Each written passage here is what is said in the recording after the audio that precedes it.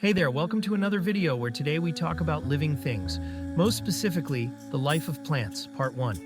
I hope you enjoy the video and get ready for an adventure into the world of nature. First, let's discuss about Mrs. Gren.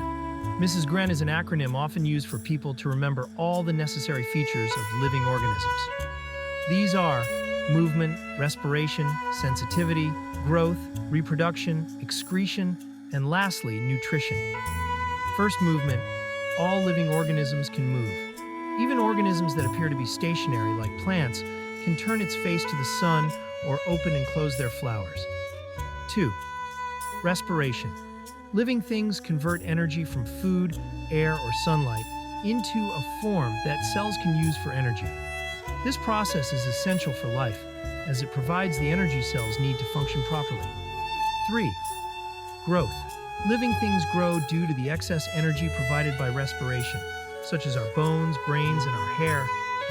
4th, reproduction. Living things can reproduce to create new life forms for their child. 5. Excretion. Living things get rid of waste produced from converting energy. Please understand that excretion and egestion are two different processes. While egestion is the process of removing undigested food from an organism, usually in the form of feces. 6. Nutrition.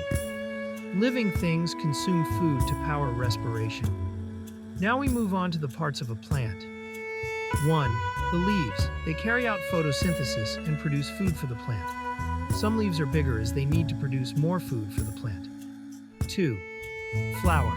Flowers are the reproductive structure of plants. Their role is to attract pollinators and to produce fruit and seeds. 3. Fruit. The fruit attract animals to come and eat the fruit and disperse the seeds, so it can grow into a new plant. 4. Stem.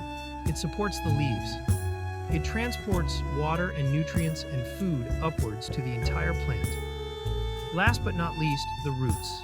They absorb the water and nutrients and keeps the plant in place so it doesn't fall over. Nutrition in plants' photosynthesis. All organisms need food in order to survive. It is the N in the acronym Mrs. Gren. Food is needed for all life functions, and only plants are able to make their own food. That's why they are nicknamed producers. Plants do this using a process called photosynthesis. Photo meaning light and synthesis meaning to make. Plants combine water and carbon dioxide with water, and using energy from the sun, make glucose and sugar. During the process of photosynthesis, plants produce a waste gas in the form of oxygen. Plant reproduction flowers. Flowers are the sex organs of these plants. A flower usually contains both the male and female reproductive organs that make sex cells. The male reproductive organ stamen. The male reproductive organ is called the stamen. It consists of the pollen anther and filament. Female reproductive organ carpel. The female consists of the style stigma and ovum. Here are the definitions of the words. Pollen, produces and contains sperm cells. Anther, produce pollen. Filament, supports anther. Stigma, it is sticky and it catches the pollen.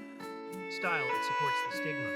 Ovary, it contains the eggs, pollination, and fertilization. Now let's discuss pollination and fertilization. Pollination is the transfer of pollen from an anther to a stigma, while fertilization is the fusion of a male and female gamete forming into a zygote. There are two types of pollination, insect and wind pollination. Insect pollinated produces nectar, has big colorful petals. Stigma is small and hides the flower.